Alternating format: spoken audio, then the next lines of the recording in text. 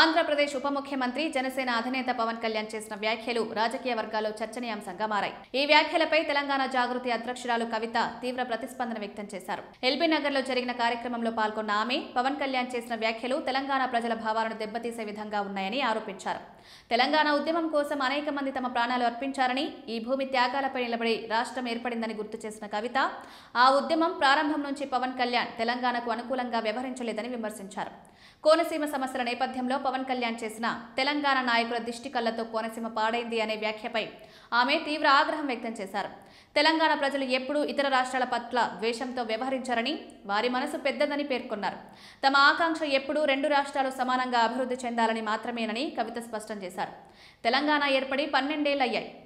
ఈ కాలమంతా జై తెలంగాణ చెప్పినంతే గౌరవంతో జై ఆంధ్ర అని కూడా చెప్పాం. ఆంధ్ర ఎంత బాగుంటే తెలంగాణ కూడా అంతే బాగుండాలని కోరుకున్నామని ఆమె తెలిపారు. ప్రత్యేక హోదా కోసం తాను పార్లమెంట్లో కూడా పోరాడిన విషయాన్ని గుర్తు చేశారు.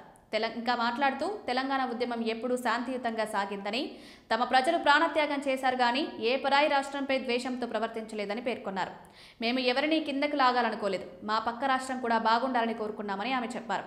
పవన్ కళ్యాణ్ ఇప్పుడు సాధారణ సినీ నటుడు కాదని, ఆంధ్రప్రదేశ్ ఉప ముఖ్యమంత్రిగా ఆయన మాటలు అక్కడి ప్రజల మనోభావాలకు ప్రాతినిధ్యం వహిస్తాయని గుర్తు చేశారు.